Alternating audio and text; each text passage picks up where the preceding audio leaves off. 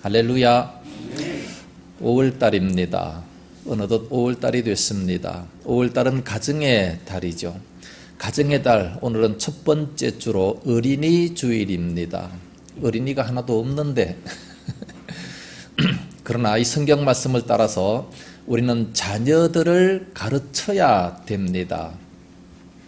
잠언서 22장 6절 말씀 보면 마땅히 행할 길을 아이에게 가르치라. 그리하면 늙어도 그것을 떠나지 아니하리라 말씀하고 있습니다. 부모의 막중한 사명은 자녀에게 마땅히 행할 길을 가르쳐야 됩니다. 부모는 자녀를 가르쳐야 됩니다. 낳아놓기만 한다고 해서 부모가 되는 것은 아니죠. 저절로 되는 것은 아닙니다. 하나님께서 원하시는 것을 마땅히 행할 길을 자녀에게 가르치는 자가 바로 부모라는 말씀이에요. 이게 가르치다라는 이 말은 영어 번역에서 훈련을 시켜라, 길을 들여라 그런 얘기입니다. 날마다 계속해서 훈련을 시킴으로 말미암아 길이 잘 들게 되는 이걸 누가 해요? 부모가 한다는 말씀이죠. 그래서 마땅히 행할 길을 자녀에게 훈련을 시키고 길을 들여라. 누가? 부모가요. 어린아이를 이제 딱 낳아놓으면 그 아이의 IQ가 얼마나 될까요? 영리한 개라든지 침팬치 정도는 IQ가 40에서 한 70 정도 된다고 합니다. 근데 그 정도 아주 비슷하대요.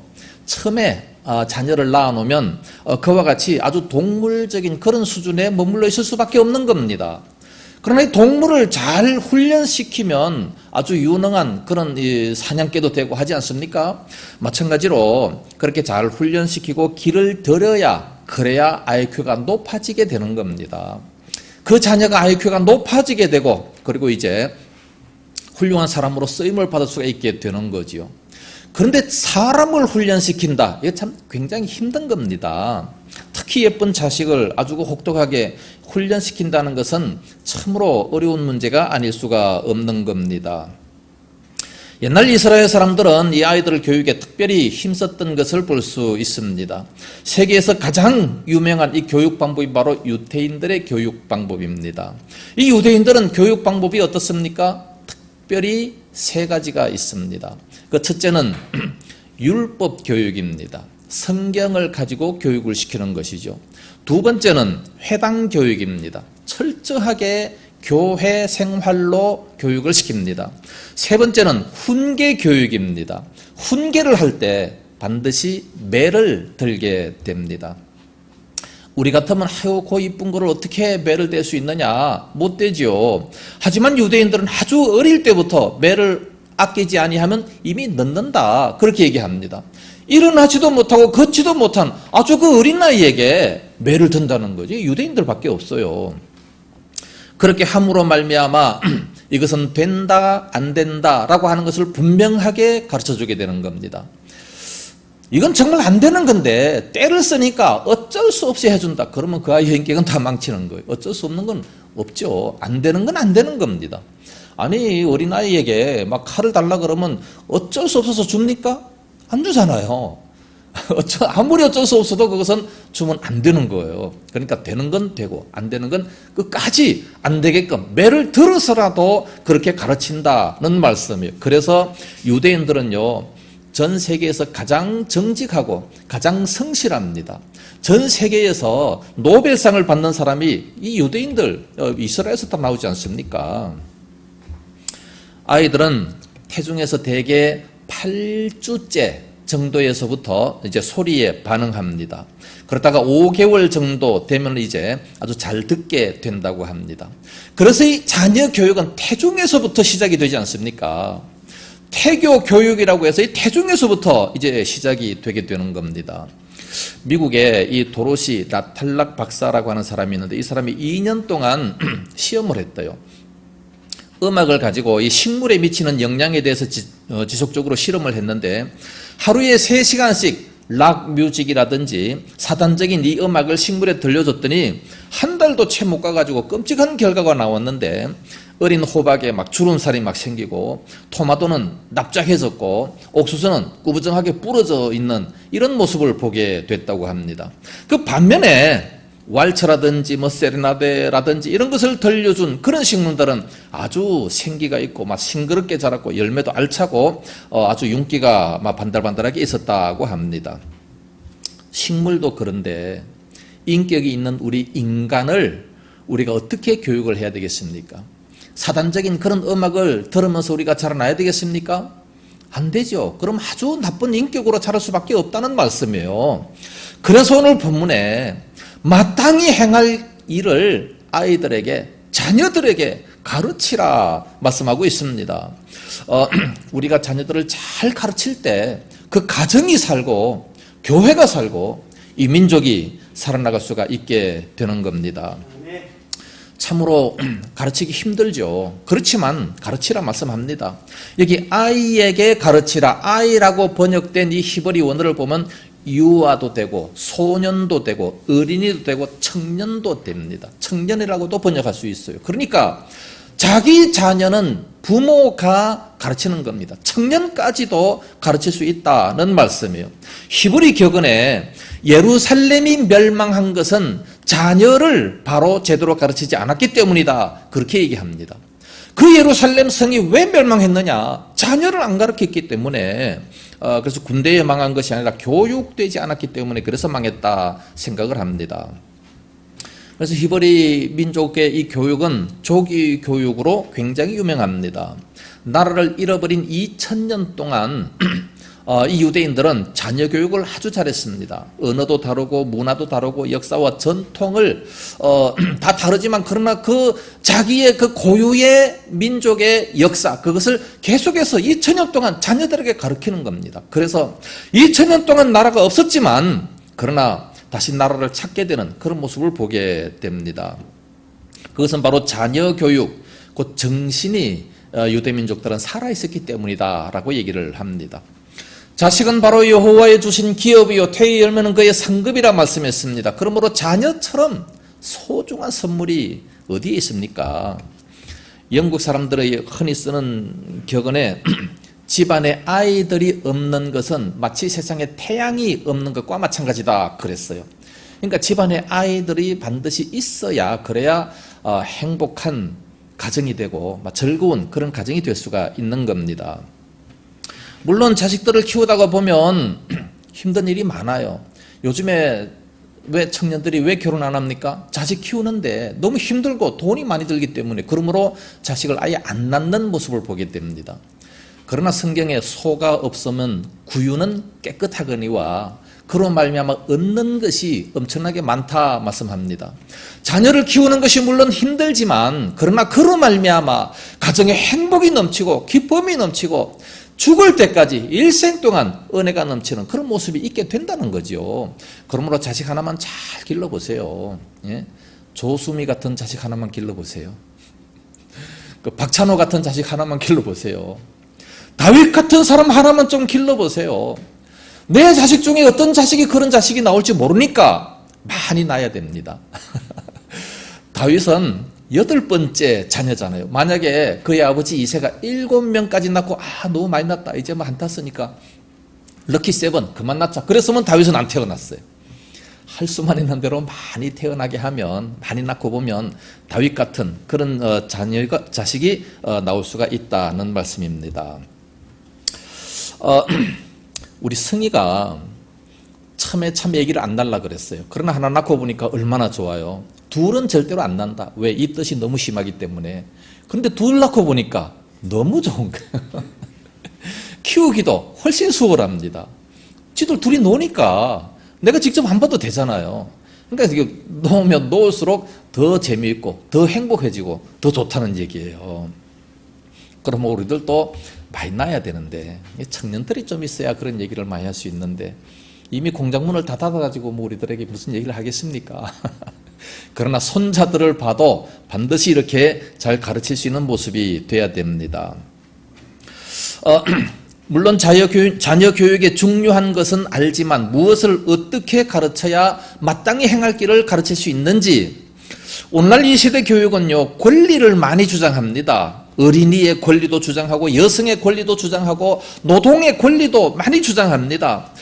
그러니까 이 권리를 주장하는 것 그 자체는 잘못된 게 아니지만 너무 권리를 주장하다가 보니까 사회에 이 저항과 이 반역을 부추기게 되는 그런 경향이 있음을 부인할 수가 없는 겁니다. 그렇다 보니까 이 학교에서도 이 가벼운 체벌을 받는 그런 학생들이 어떡합니까? 경찰에 신고해버리잖아요. 그러니까 이 선생님이 학교에서 막 이렇게 연행돼가는 참으로 가슴 아픈 이런 일들이 주변에서 많이 일어나고 있습니다. 이 시대에 참으로 이런 무질서, 혼란 이런 것들은 다 아마 우리가 뿌린 그 씨의 열매인지도 모르는 겁니다. 그래서 우리들은 이 부모들이 자녀들에게 참으로 잘 가르쳐야 됩니다. 알게 모르게 부모들은 자녀들의 이 본이 되고 있습니다. 그것이 좋은 본인지 나쁜 본인지 좌우지간 본이 되고 있어요. 양육 과정에 일시적인 잘못도 있을 수가 있습니다. 그 잘못된 그 모든 것들은 다 부모의 책임이다. 그렇게 볼 수가 있어요. 그래서 자녀들은 사실 가르치는 게 아니라 보는 대로 배우게 됩니다. 자녀들은 안 가르쳐도 아는 게 굉장히 많아요. 보는 대로 배우기 때문에. 믿음의 조상 아브라함은요, 자기 마누라를 팔아먹는 거 자녀한테 안 가르쳤어요. 그럼에도 불구하고 어떻게 그렇게 똑같이, 이삭도 똑같이 그렇게 합니까? 보는 대로 아마 배운 것이 아니겠어요? 그래서 이 자녀 교육은 부모의 이 사명인 줄로 알아야 되는 겁니다. 부모가 계속해서 거짓말을 하게 된다면 자녀도 똑같이 거짓말을 하며 잘할 수밖에 없어요. 나는 이렇게 술 먹고 개판같이 살았지만 너는 절대 그러지 마라. 아니에요. 저절로 그렇게 돼버리고 말아요. 저절로 똑같이 그렇게 되는 겁니다. 말로서 교육이 잘 안 된다는 얘기죠. 그래서 문제아의 배후에 보면 반드시 문제 부모가 있고 훌륭한 그 자녀의 배후에는 훌륭한 부모가 있다는 것은 기정사실입니다. 과거에 우리 아이가 달라졌어요. 이런 TV 프로그램이 있습니다. 아이가 도무지 말을 안 들어. 어찌 할 수가 없어서 프로그램에 참여하게 됩니다. 나중에 알고 보니까 누구 책임이에요? 부모를 고치잖아요. 아이를 고치는 게 아니라 부모를 고치니까 자동적으로 자녀는 다 고침을 받게 되는 그런 모습을 보게 됩니다. 이 자녀 교육 중에 가장 바람직하지 못한 것이 뭐냐? 방임적 스타일입니다. 내버려놔 두는 것. 구체적인 제시를 안 해줘요. 잘했든지 못했든지 네 인생이니까 네가 알아서 해라. 이거 아주 잘못된 겁니다. 이 방임하는 거, 이것은 당장은 편할는지 모르지만 함께 다 죽어가게 되는 그런 모습이 되는 겁니다. 서서히 죽어가는 거예요. 물론 지나치게 이 규범이 많아도 문제겠지만 구체적인 제시가 없는 이 방임적인 교육이 대단히 참 문제가 되는 겁니다. 사무엘상 2장에 보면 엘리 제사장이 나옵니다. 제사장이에요. 그의 자녀가 있었습니다. 홈리와 비느하스. 그 역시 제사장입니다. 그런데 그가 잘못했을 때에 내버려 놔두잖아요. 방치해버렸어요. 누구에게 책임을 묻습니까? 부모에게 책임을 돌리는 모습을 봅니다. 하나님께서 나타나셔서 엘리에게 얼마나 크게 책망을 합니까? 말씀을 경홀히 여겼다고. 그래서 불량자가 됐다고. 그러므로 말미암아 그 가정에 뿐만 아니라 그 민족에 욕이 돌아오는 그런 모습을 보게 됩니다. 결국은 그 자신들도 다 죽음에 이르는 그런 모습을 보지 않습니까? 그래서 이 히브리인들은 이 자녀를 징계하고 고치는데 대표적으로 두 가지 방법을 사용하는데, 첫째는 말로 훈계하는 것이고 두 번째로는 채찍을 드는 겁니다. 잠언서 13장 24절에 매를 아끼는 자는 그의 자식을 미워함이라, 자식을 사랑하는 자는 건실히 징계하느니라 말씀했습니다. 그러므로 정말로 자녀가 잘 되기를 바란다면 잘못했을 경우 징계를 해야 되고, 그리고 물질 물려주려고 하지 마세요. 물질을 막 엄청나게 많이 물려준 가정들마다 문제가 안 일어나는 곳이 없어요. 그러므로 먼저 자녀들에게 믿음을 물려줘야 됩니다. 믿음의 길로 인도하지 아니하면 참으로 영영 돌이킬 수 없는 후회의 자리에 이르게 할 수 있다는 말씀입니다. 그러므로 신앙의 유산을 물려주는 그런 복된 부모가 되어야 됩니다. 오늘 본문 6절에 보면 마땅히 행할 길을 아이에게 가르치라. 그렇다면 뭐를 가르쳐야 되겠습니까? 세 가지를 반드시 가르쳐야 됩니다. 그 첫 번째, 하나님을 가르쳐야 됩니다. 4절 말씀 보니까 겸손과 여호와를 경외함의 보상은 재물과 영광과 생명이니라 말씀했습니다. 여호와를 경외하는 것을 가르쳐야 된다는 겁니다. 재물 물려주려고 하지 말고 영광과 이 생명, 건강 이런 거 물려주려고 하지 말고 가장 중요한 것 여호와를 경외하는 것 이것을 물려주는 것이 무엇보다 중요하다는 말씀입니다. 하나님을 경외하는 믿음을 가르쳐주기만 하면 온 천지와 만물을 주관하시는 하나님이 알아서 그 자녀에게 재물도 주시고 영광도 주시고 생명 건강도 주시고 모든 것을 다 주신다는 말씀입니다. 2절에 그 모두를 지으시니까 바로 여호와시라 말씀했습니다. 그렇기 때문에 어렸을 때부터 여호와 하나님 그 신앙을 가르쳐야 되고 그를 경외하는 법을 가르치는 이걸 누가 해야 됩니까? 부모가 해야 되는 거죠. 엄마의 뱃속에서부터 아이들은 엄마의 소리를 듣는다 그랬습니다. 5개월째부터는 정확하게 다 들을 수가 있어요. 그래서 태교 교육은 지금도 중요시하고 있는 교육입니다. 그러므로 유대인들은요, 이제 그 아내가 임신했다 그러면 남편이 퇴근하면서 성경 한 권을 사가지고 옵니다. 그 성경이 평생 동안 큰 선물이 되는데 임신했을 때 내내 그 성경을 읽으면서 큰 소리를 읽으면서 아이에게 들려줍니다. 그래서 그 아이가 잘 자라날 수 있도록. 그래서 이제 또 아이가 태어나게 되면 그 성경을 선물로 줘서 평생 동안 이 성경 말씀을 읽으라고 얘기를 하게 됩니다. 그게 바로 태아 교육이에요. 유대인들의 태아 교육입니다. 자녀들이 어렸을 때 부모가 기도하는 것을 보여줘야 되고 성경 읽는 것을 보여줘야 되는 겁니다. 그러면 자동적으로 습관이 되게 되는 것이죠. 그러니까 하나님이 계시다라는 것을 어렸을 때부터 가르쳐 줘야 되는 겁니다. 가르치라고 말씀하고 있지 않습니까? 온 천지와 만물을 창조하신 분, 만드신 분이 누구냐? 저절로 생겨난 게 아니라 하나님이 창조하셨다라는 것을 가르쳐 줘야 되는 겁니다. 누가? 부모가. 그래서 하나님을 경외하는 것을 가르쳐 줘야 되는 겁니다. 이스라엘 민족은요, 신명기 6장 4절에서 9절 이 말씀을 생명처럼 여깁니다. 이스라엘아 들어라. 우리 하나님 여호와는 오직 유일한 여호와이시니 너는 마음을 다하고 뜻을 다하고 힘을 다하여 내 하나님 여호와를 사랑하라.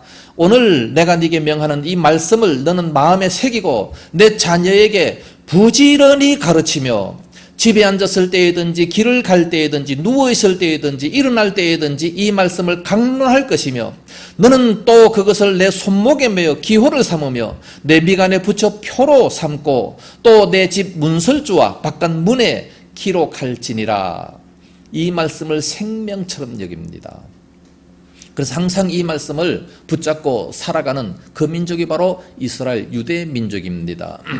유일한 여호와 그 하나님을 어떻게 섬겨요? 마음을 다해서, 힘을 다해서, 모든 뜻을 다해서 하나님을 사랑하고 이 말씀을 온갖 군데 다 갖다 붙이는 거. 문설주에도 붙여서 들어가며 나가며 보고 미간에도 붙이고 항상 가지고 있고 앉았을 때나 누워있을 때나 잠잘 때나 항상 이 말씀을 가르치라. 누가 그렇게 해야 되는 거예요? 목사만 그렇게 합니까? 아니요. 이스라엘아 들어라. 이스라엘 모든 백성들은 반드시 그렇게 다 해야 되는 겁니다. 그래서 이스라엘 백성들은요, 지금도 그 집에 가면 그 대문 앞에 다 이 테필린이라고 해서 아주 작은 성경을 만들어서 그 집에 대문에 다 붙여놓습니다. 들어가면 입을 맞추고 나오면 입을 맞추고 성경을 사랑한다라는 증거로 그렇게 살아갑니다. 그래서 이 말씀을 기초로 해서 자녀 교육을 이렇게 하는 것을 최고의 덕으로 생각을 합니다. 이스라엘 백성들은 하나님을 가르치는 이걸 최고의 덕으로 생각합니다. 두 번째 덕은 뭐냐? 손님 접대입니다. 손님 접대하는 거. 아브라함이 부지 중에 손님 접대하다가 많은 복을 받지 않습니까? 그래서 자녀 교육과 손님 접대 이걸 최고의 덕으로 생각합니다. 자녀들에게 뭐를 가르치느냐? 하나님을 경외하는 법을 가르치는 겁니다. 두 번째는 성경 말씀을 가르쳐야 됩니다. 1절 말씀 보니까 많은 재물보다 명예를 택할 것이요 은이나 금보다 은총을 더욱 택할 것이니라 말씀했습니다. 오늘날 많은 사람들은 이 재물을 물려주려고 합니다. 은이나 금을 많이 모아놨다가 물려주려고 합니다. 그러나 그거보다 명예나 은총을 더욱 택하라 말씀합니다. 명예나 은총은 어떻게 택할 수 있습니까? 성경을 가르치면 돼요. 어떤 사람이 명화롭게 됩니까? 정말로 온전한, 인격이 온전한 사람들, 이런 사람들이 이제 명예가 있고 은혜가 있는 겁니다. 그런데 디모데후서 3장 16절 17절 말씀 보니까 모든 성경은 하나님의 감동으로 된 것으로 교훈과 책망과 바르게 함과 의로 교육하기에 유익하니 이는 하나님의 사람으로 온전하게 만들고 모든 선한 일을 행하기에 온전하게 만드는 이것이 바로 성경이다 그랬어요. 그러니까 모든 선한 일을 행하기에 온전하게 만드는, 온전하게 되면 저절로 은총이 있는 것이고 저절로 명예가 있게 되는 겁니다. 그래서 많은 재물보다 명예를 선택하라 말씀합니다. 오늘날 부모들은요, 어떻게 하면 자녀들에게 많은 물질 물려줄까 이거 고민해요. 그래서 자기는 절대 쓰지도 안 하고 먹지도 안 하고 그냥 모아놨다가 자녀들에게 갖다 주는데 그런 자녀들마다 다 타락하지 않습니까? 왜 그런 짓을 해요? 성경대로 살아야죠. 성경을 가르쳐야 됩니다. 이 성경에는 참으로 놀라운 지혜가 들어있습니다. 천지와 만물을 창조하는 창조 섭리, 인간의 구원의 길, 죄인이 파멸했는데 왜 파멸했느냐? 예수 그리스도의 생애, 탄생, 십자가의 죽으심, 부활, 성천, 재림, 성도의 행복, 우리를 인도하는 모든 빛, 모든 것들을 총망라해서 다 기록을 했습니다. 이 성경의 주제는 바로 예수 그리스도입니다. 요한복음 5장 39절에 너희가 성경에서 영생을 얻는 줄 생각하고 성경을 상고하지만 그러나 이 성경은 곧 나에게 대하여 기록한 것이라, 예수님에 대하여 기록한 것이라 말씀했어요. 예수님은요, 우리의 보물입니다. 예수님은 하나님이시고 하나님의 비밀이고 우리의 보물이에요. 예수님만 제대로 깨달으면 우리는 놀라운 보물을 얻게 되는 그런 모습이 되게 되는 겁니다. 골로새서 2장 2절에 하나님의 비밀인 그리스도를 깨닫게 하려 함이니 3절에 그 안에는 지혜와 지식의 모든 보화가 감추어 있느니라 말씀합니다. 예수 그리스도 안에 모든 지혜와 보화가 감추어 있다 말씀합니다. 그러니까 이 성경은요, 뭐 개인적인 뭐 흥망성쇠 이런 것을 기록한 것이 아니고 예수님에 대한 것이 기록이 되어 있는데 이 예수님을 우리가 제대로 깨달아 알면 그러면 그 지혜와 지식의 모든 보화를 다 얻을 수 있다는 말씀입니다. 이 보물을 얻는 사람은 절대 멸망하지 않죠. 4절의 말씀처럼 재물과 영광과 생명, 영생을 얻게 되게 되는 겁니다. 뿐만 아니라 지혜가 모자라는 사람들은요, 성경을 많이 읽으세요. 그러면 놀라운 지혜를 얻게 됩니다. 이 성경을 부모가 가르쳐야 되는데 아이들이 이 성경이 재미가 없다고 가까이 안 해요. 그러나 이것을 우리가 계속 읽다 보면 놀라운 지혜를 얻을 수가 있어요. 세상에서 얻을 수 없는 그런 놀라운 지혜를 얻게 되는 겁니다. 왜 그러느냐? 이 성경 자체가 하나님의 지혜이니까 그렇습니다. 이 성경이 하나님의 지혜라고 말씀합니다. 에스라 7장 25절에 에스라여 너는 내 손에 있는 내 하나님의 지혜를 따라 내 하나님의 율법을 아는 자를 법관과 재판관으로 삼아서 강 건너편 모든 백성을 재판하게 해라 말씀하고 있습니다. 네 손에 있는 그 하나님의 지혜, 네 손에 있는 그 율법책, 그게 바로 하나님의 지혜라고 말씀합니다. 세상에 하나님의 지혜를 누가 따라갈 수 있겠습니까? 누가 하나님을 이길 수 있겠습니까? 이 성경 말씀으로 충만하면 놀라운 지혜가 있게 된다는 얘기죠. 그래서 솔로몬이요, 재판을 하고 이 지혜를 딱 이렇게 바랬더니 사람들이 다 깜짝 놀랍니다. 놀라면서 이는 세상 사람들 앞에서 나오는 것이 아니라 하나님의 지혜다 그러면서 놀랍니다. 열왕기상 3장 28절에 온 이스라엘이 왕이 심려하여 판결함을 듣고 왕을 두려워하였으니 이는 하나님의 지혜가 그 속에 있어 판결함을 보미르라 말씀합니다. 하나님의 지혜가 솔로몬 안에 있었어요. 하나님의 지혜는 바로 성경입니다. 성경을 우리가 많이 읽으면 저절로 지혜롭게 되는 거예요. 또한 삶의 지혜도 있게 됩니다.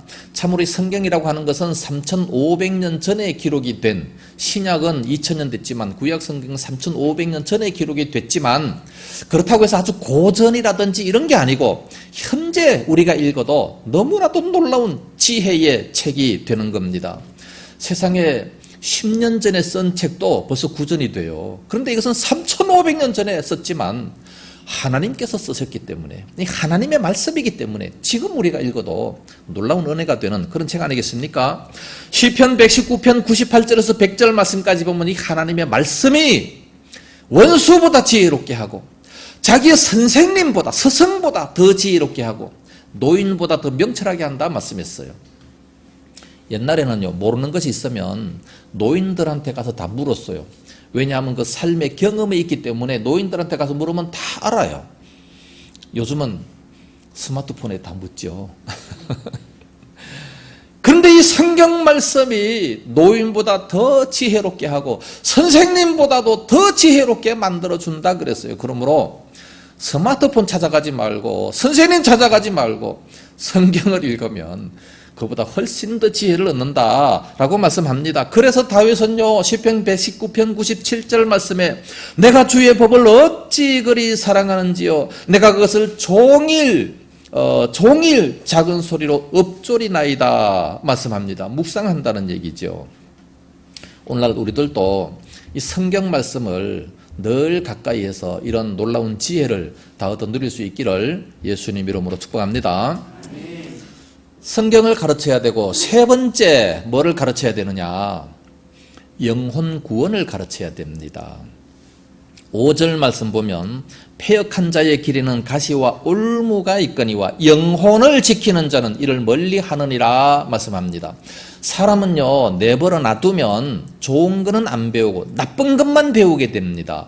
왜냐하면 온 세상을 다스리는 자가 사단이기 때문에 나쁜 거는 안 가르쳐줘도 저절로 배우게 되는 거예요. 그래서 이 패역한 자의 길로 가게 되면 가시와 올무가 있어서 고통만 있게 되는 겁니다. 그렇기 때문에 영혼을 잘 지키고 그 영혼이 구원받을 수 있도록 가르쳐야 되는 거예요. 영혼 구원을 가르쳐야 되는 겁니다. 우리 사람은 육체가 있고 영혼이 있습니다. 모든 동물들은 육체밖에 없어요. 고기 덩어리입니다. 동물들은 아무리 IQ가 높다 할지라도 고기 덩어리, 죽으면 그냥 고기밖에 없는 거예요. 우리 사람은 영혼이 있습니다. 영혼과 육체가 함께 있는 겁니다. 사람이 죽었다라고 하는 것은 영혼과 육체가 분리되는 것을 말씀하고 있는 겁니다. 육체는 물질적이기 때문에 그러므로 이렇게 오래 있으면 늙어요. 부딪히면 아픕니다. 그러나 영혼은 비물질이기 때문에 아무리 오래 있어도 늙지를 않습니다. 영혼은 안 늙어요. 그리고 아무리 부딪혀도 아프지 않습니다. 왜? 물질이 아니니까. 그래서 영혼은 한번 존재하면 영혼이 있는 겁니다. 자, 우리 육체가 늙어서 죽게 되면 영혼이 어떻게 되겠습니까? 하나님을 모르고 이 구원을 모르면 다 지옥 갈 거 아니겠습니까? 얼마나 불쌍합니까? 우리 몸은 처음에 하나님께서 만드실 때에 영혼과 육체로 만드시고 또 우리 몸을 흙으로 빚으시면서 거기다 이제 하나님의 생기, 호흡을 불어 넣어 주셨어요. 이 영혼을 불어 넣어 주셨습니다. 그때 그 사람은 영혼이 살도록 창조가 됐어요. 그런데 그가 범죄함으로 말미암아 영혼이 살지를 못하고 죽음이 찾아오게 되는 겁니다. 죄에서 큰 사망이다. 죽음이 찾아오게 됐습니다. 그런데 그 사망에서 누가 우리를 구원시켜 주려고 오셨어요? 예수 그리스도께서 이 땅에 오셨습니다. 왜? 우리를 구원시키시기 위해서. 그래서 예수님을 믿음으로 말미암아 우리가 구원받는다는 이런 사실을 가르쳐 줘야 돼요. 안 가르치면 어떻게 알 수 있겠습니까? 가르쳐 줘야지요. 요한복음 5장 29절에 선한 일을 행한 자는 생명의 부활로, 악한 일을 행한 자는 심판의 부활로 나오리라. 그 영혼은 영원히 있기 때문에 육체와 영혼이 분리되고 난 이후에 예수님께서 재림하시면 심판의 부활로 나오는 자가 있고 생명의 부활로 나오는 자가 있어요. 심판의 부활로 나와서 심판받으면 어떻게 됩니까? 지옥 가야지요. 사람이 죄가 있어서 재판장 앞에 갑니다. 재판장에 재판을 받아요. 어떻게 됩니까? 감방에 들어가잖아요. 죄가 있으면 감방에 들어가는 겁니다. 우리가 하나님 앞에 심판받을 때 어떻게 됩니까? 지옥에 들어가는 거죠. 그러나 요한복음 5장 24절 말씀에 누구든지 나의 이 말을 듣고 믿는 자는 어떻게 된다고요? 영생을 얻었고 심판에 이르지 아니하나니. 아예 심판이 없어요. 심판을 안 받아요. 사망에서 생명으로 옮겼느니라. 얼마나 놀라운 복이에요. 이런 말씀을 가르쳐야죠. 누가? 부모가 안 가르치면 누가 가르치겠습니까? 어렸을 때 가르쳐야 돼요. 어른이 돼서 가르치려고 하면 너무 힘듭니다. 안 돼요. 마가복음 8장 36절에 사람이 만일 온 천하를 얻고도 자기 목숨을 잃으면 무엇이 유익하리요? 세상에서 온 천하를 얻어서 떵떵거리며 살지만 영혼과 육체가 분리되었을 때에 지옥에 간다면 뭐가 유익하겠느냐? 그 말씀입니다. 이 세상에서는 아무것도 가지지 못했다 할지라도 나사로처럼 예수님을 알았다면, 그렇다면 아브라함 품에서 영원히 영생 복락 누리는 거 아니겠습니까? 이게 훨씬 더 큰 복 아니겠어요? 이 짧은 세상에서 잘 사는 거 물론 중요하겠지만 그것보다 영원한 세상에서 거기서 상급을 누리며 사는 것이 얼마나 더 중요하겠습니까? 그래서 영혼 구원하는 것이 가장 보람된 것이고, 그 영혼을 똑바로 세워주는 이런 사역을 하는 부모가 그보다 더 큰 보람이 어디 있습니까? 가장 큰 축복이요, 가장 큰 보람입니다. 그래서 이런 구원을 자녀들에게 가르칠 수 있어야 됩니다. 다른 건 무엇보다도 가장 중요한 것이 바로 영혼 구원입니다. 생명을 구원한다는 것, 이것보다 더 중요한 것이 무엇이 있겠습니까? 뿐만 아니라 이것은 예수님의 지상 명령이기도 합니다. 마가복음 16장 15절에 온 천하에 다니며 모든 사람들에게, 만민에게 복음을 전파하라. 예수님의 명령이에요. 이 명령을 제일 먼저 자녀들에게 가르쳐야죠. 아니, 다른 사람들은 다 가르치고 다른 사람들은 훌륭하게 되는데 자녀들을 안 가르쳐요. 어떻게 되겠습니까?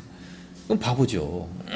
제일 먼저 자녀들에게 가르쳐야 됩니다. 그래서 성경은 마땅히 행할 길을 아이에게 가르쳐라. 이 아이가 누굽니까? 자기 자녀입니다.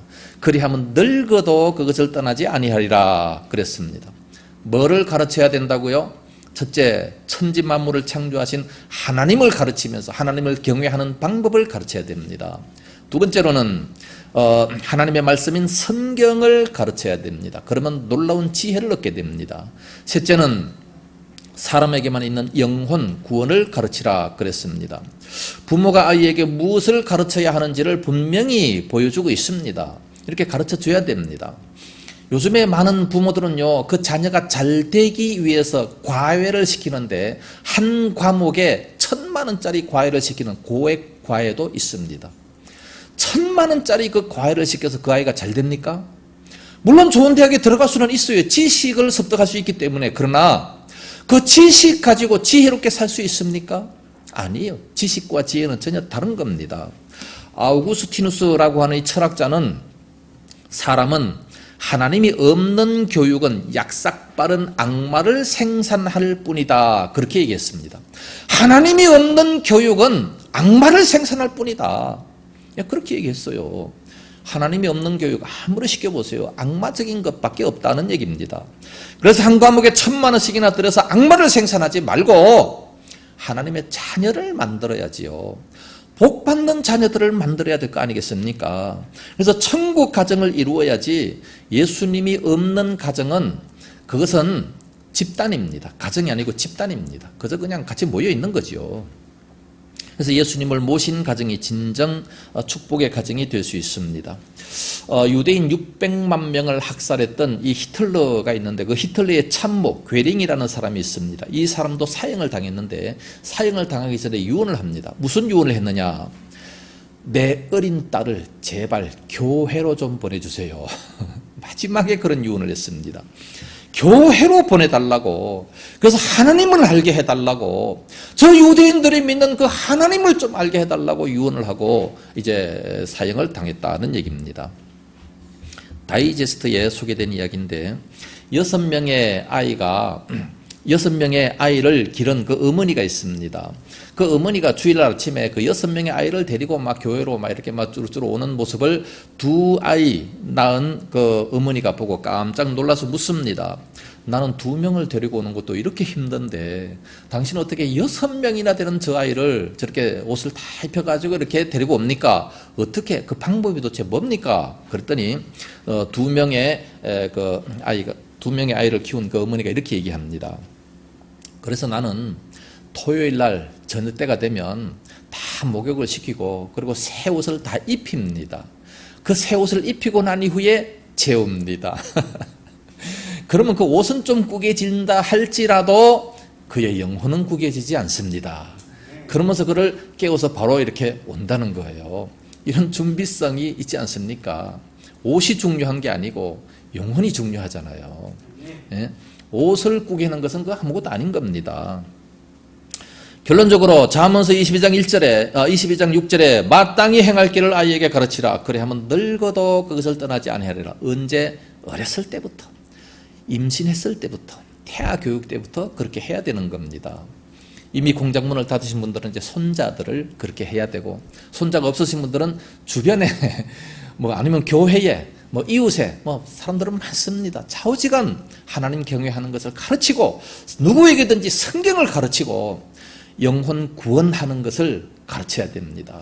그렇게 한다면 그 본인에게도 놀라운 복이고 뿐만 아니라 그가 늙어서도 잊지 아니하게 되고 또 스승의 은혜도 알게 되는 겁니다. 부모의 은혜도 알게 되는 겁니다. 이렇게 해서 우리가 하나님을 경외함으로 말미암아 4절 말씀처럼 재물과 영광과 생명이 넘치게 되는 이런 놀라운 은혜가 있기를 예수님 이름으로 축복합니다.